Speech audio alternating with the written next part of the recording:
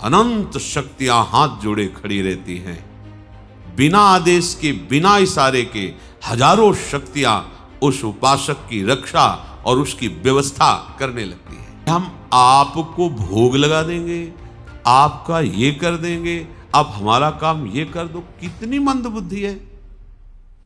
ऐसे सर्व समर्थ स्वामी से काम करवाना चाहते हो? ऐसे प्रभु को तुम्हें कहना पड़ेगा कि हमारी ये व्यवस्था कर दो? क्या समझे हो तुम प्रभु को? तत्काल समस्त समस्याओं से निपटने का एक उपाय है,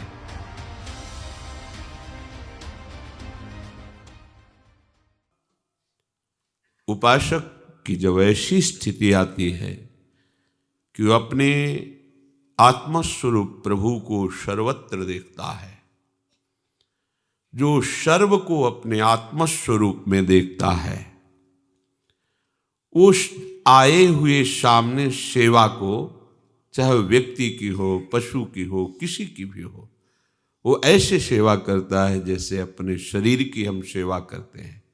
इसमें दो बातें हैं। एक है कि बहुत प्रियता से सेवा करते हैं अपने शरीर की। दूसरी बात है, हम शरीर की सेवा करने के बाद कोई पुण्य लाभ या कोई हमारा यश कीर्ति करे, ऐसी आकांक्षा नहीं होती, क्योंकि मेरा शरीर है। ऐसे ही संपूर्ण चराचर को श्री भगवान कहते हैं, वो अपने शरीर की उपमा से सब जगह सुख दुख का अनुभव करता है। सब सुखी हैं, सब आनंदित हैं, ऐसा उसका भाव रहता है। आनंदित रहें, सुखी रहें। पर यह भाव तभी रह सकता है जब आप सीमा से हटे।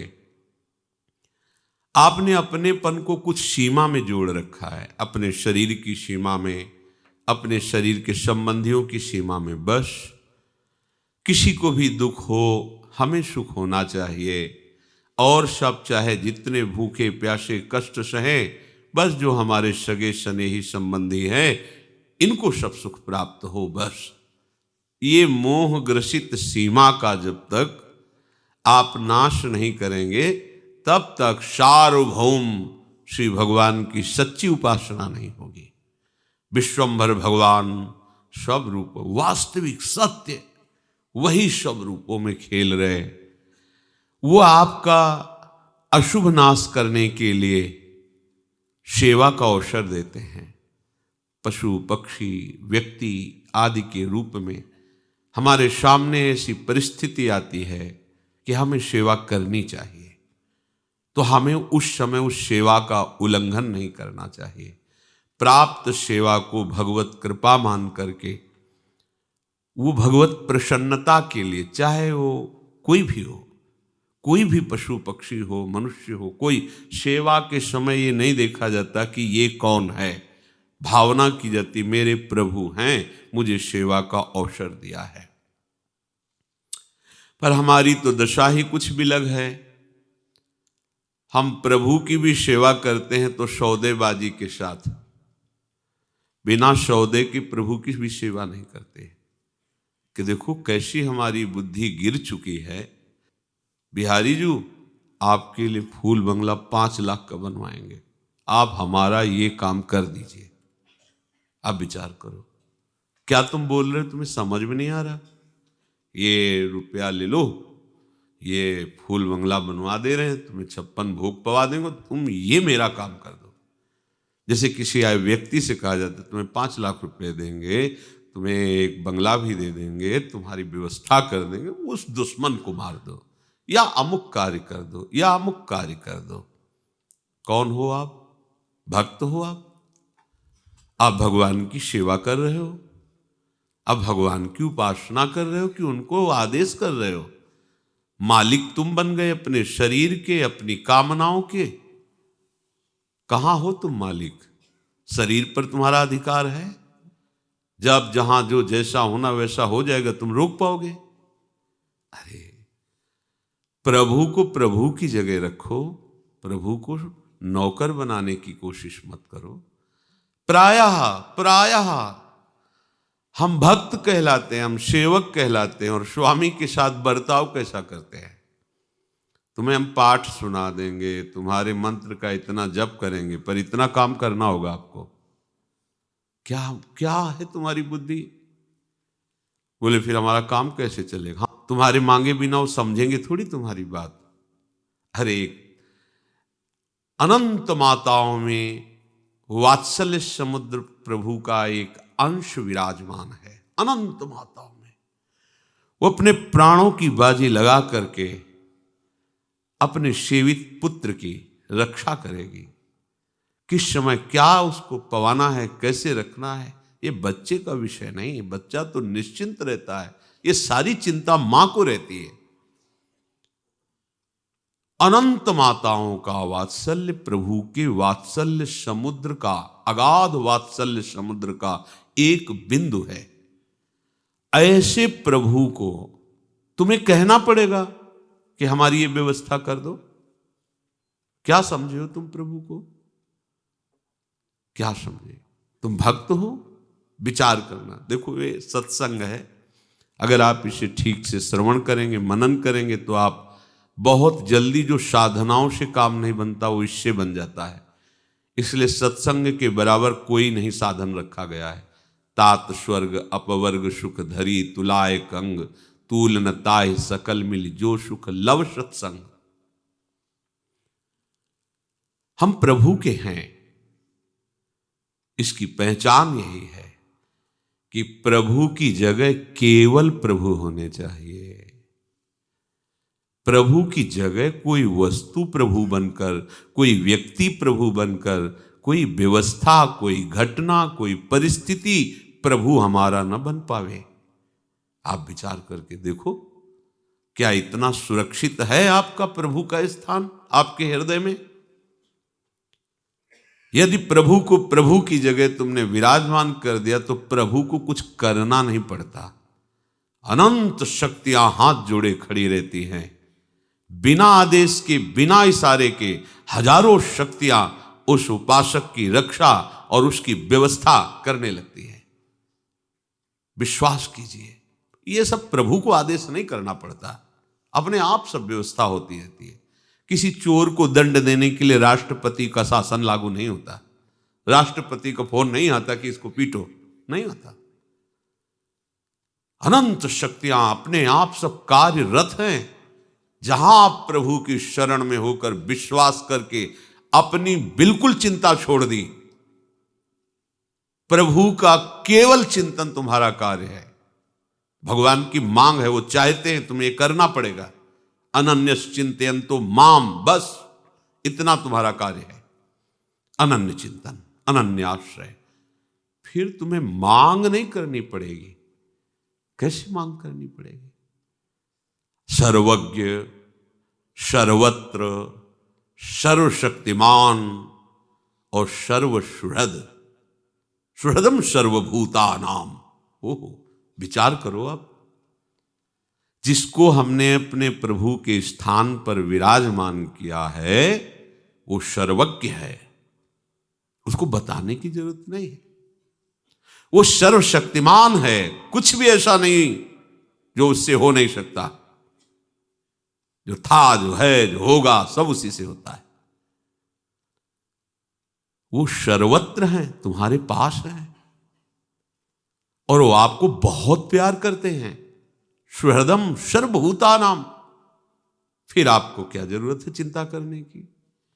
फिर आपको यह कहने की कैसे जरूरत पड़ गई कि हम आपको भोग लगा देंगे, आपका ये कर देंगे, आप हमारा काम ये कर दो? कितनी मंद बुद्धि है। ऐसे सर्व समर्थ स्वामी से काम करवाना चाहते हो? अरे ये आपका काम नहीं, उन्हीं का काम है। ये सृष्टि उन्हीं की है। उसी सृष्टि में तुम भी एक हो, वो सब कुछ देख रहे हैं। तुम जो गलती कर रहे हो, अभिमान कर रहे हो, कर्तृत्व भोक्तृत्व भाव रख रहे हो, यही तुम्हारी समस्या है। इस समस्या से उठो। एक आदमी ट्रेन के डिब्बे में दौड़ रहा था, इधर से उधर, इधर से उधर। एक बैठा विवेकी पुरुष देखा, अरे भाई क्यों दौड़ रहे हो? बोले हमें अमुक स्टेशन जाना है। अरे बोले तू बैठ जा, ट्रेन चल रही है, तू तो आराम से बैठ जा।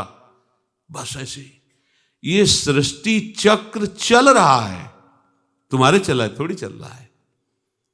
काल चक्र घुमा रहा पूरी सृष्टि को, उसी में तुम घूम रहे हो। अब तुम घूमना बंद करो, पिस जाओगे इस घूमने में। बैठ जा आश्रय लेकर प्रभु का। जो प्रभु आज्ञा कर रहे हैं वैसी चेष्टा उन्हीं के बल से करो।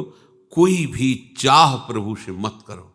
वो सब जान रहे, बिना मांगे अन मांगे आगे आवेगो जीव पल लागे पल को, श्री स्वामी हरिदास जी महाराज कह रहे।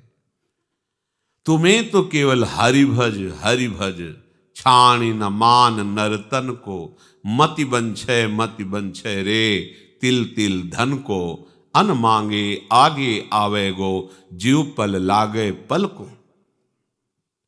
हरि प्रतिपल तुम्हें केवल भजन करना है। भजन करने वाले के जीवन में प्रभु की कृपा कवच बनकर के उपस्थित हो जाती है। कोई उसे बाधा नहीं पहुंचा सकता, किसी भी तरह की आंतरिक न बाह्य। और प्रभु की कृपा कामधेनु बनकर के उसके पास रहती है। जहां जो आवश्यकता होती है वो बहुतायत, जिधर देखो बहुतायत, क्योंकि साक्षात भगवत कृपा वहां विराजमान है। इसे आप ऐसा न कहें कि ये तो किसी महापुरुष के पास होती होगी, नहीं, भगवान के वचन की सत्यता है। और वो कह रहे सब पर मोरी बराबर दाया। लो प्रभु कह रहे मानो ना ये बात, सब पर मोरी बराबर दाया। मैं सबको प्यार करता हूं, बराबर प्यार करता हूं, तो मेरे को समझ में क्यों नहीं आ रहा? क्योंकि दया का उल्टा करो तो याद। तुम प्रभु को अपनी याद में नहीं बसाए, संसार को बसाए हो, इसलिए उनकी दया को तुम नहीं समझ पा रहे हो। तुम याद में हो तो उनकी दया का प्रतिपल तुम्हें अनुभव होगा। उपासक, ये श्लोक बड़ा महामहिम है जो भगवान कह रहे हैं। जब तक ये बात नहीं आती तब तक उपासना रंग नहीं लाती। चराचर जगत मेरे भगवान का स्वरूप है। जैसे हम अपने शरीर के सुख दुख का अनुभव करते हैं, ऐसे सामने आए हुए जो भी व्यक्ति, पशु पक्षी, कोई भी, किसी को भी कष्ट है तो हम अगर कर सकते हैं, हमारे में है, तो हम उसकी उस दुख दूर करने की चेष्टा करेंगे, उसको सुख पहुंचाने की भावना में रहेंगे। पर ये तभी हो सकता है जब हम प्रभु को लेके चलेंगे, अन्यथा नहीं कर सकते। मया तुभ्यम समर्पये, ये मेरे द्वारा आपको समर्पित है। प्रभु भ्रम हो गया था कि मैं मालिक हूं। मालिक नहीं प्रभु, मैं आपका सेवक हूं, केवल आपका। जैसे घर में एक प्रबंधक रहता है, ऐसे आपको रहना है। नाथ सकल संपदा तुम्हारी, मैं सेवक समेत सुत नारी। जो कुछ है ये सब आपकी सेवा की सौंध है। नाथ, मैं आपका सेवक हूं। प्रबंधक, सेवक, मुनीम ईमानदारी से सेवा करता है मालिक की आज्ञा के अनुसार। वो मालिक नहीं बन बैठता। अपनी गलती को मिटाइए, अभी परमानंद की वृत्ति उदय हो जाएगी उनकी कृपा से। ये आप ऐचाता नहीं, ये मन की चंचलताएं, मन की विवशताएं बहुत विचित्र हैं, नहीं सह पाओगे। सीधे समर्पित करो, उनके हाथ में डोर पकड़ा दो। वो इतने बलवान हैं कि ऐसी लगाम खींचेंगे, सही मार्ग पर घोड़े चलने लगेंगे। बहुत कृपालु हैं, बहुत, कैसे बताएं। वो सच्ची कहते हैं, जो पढ़ा था शास्त्रों में, संतों के जीवन में, वो परम सत्य है, ये वो अनुभव करा देते हैं। परम सत्य, वो कैसे कृपालु हैं, आगे चलकर आपको पता चलेगा। केवल रोते रहोगे, उनकी कृपा को रोते हैं। हो इतना प्यार करते हैं प्रभु। अभी लगता है वो दिखाई तो देते नहीं, कहाँ प्यार, कैसा प्यार। वही वो हैं, वही वो हैं, दूसरा नहीं है। वो अनुभव में आ जाएगा। बहुत सी परेशानियां जो आप बोझा ढो रहे हैं, वो इस गलती के कारण कि आप मालिक बन गए हैं।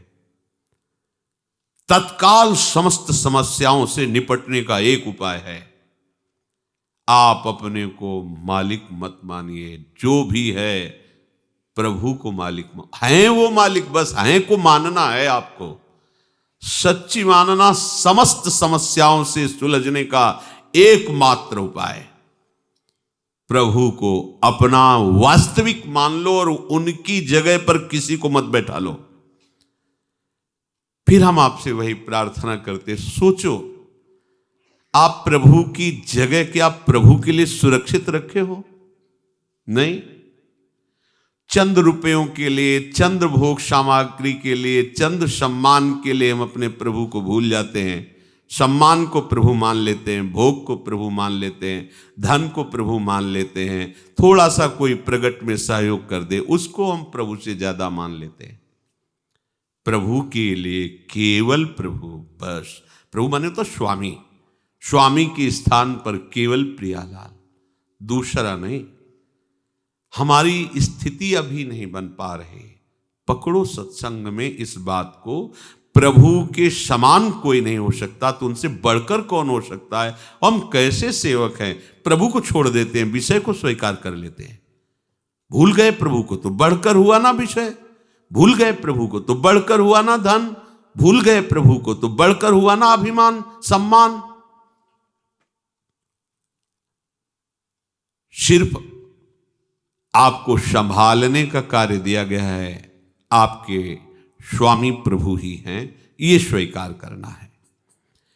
ईमानदारी तुम्हारी यही रहेगी कि सब सामग्री सेवा की है और तुम सेवक हो।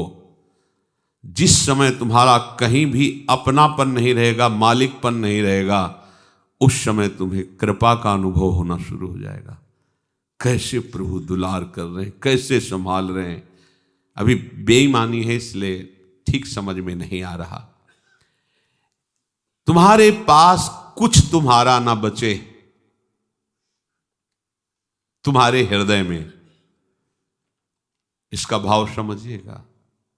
तुम्हारे पास कुछ तुम्हारा ना बचे तुम्हारे हृदय में। हृदय में जब खोजो तो तुमको लेकर के और तुम्हारे को लेकर कुछ नहीं बचना चाहिए। ये तो सब प्रियाजू का है, मेरा क्या, मेरी तो सिर्फ प्रियाजू है। अब आपकी जो आनंदमयी वृत्ति उठे, इसीलिए आनंदमयी वृत्ति नहीं उठ रही सब भगवत कार्य करते हुए भी, देख लो आप, क्योंकि आप भगवत कार्य करने वाले हैं, आपके पास सब है।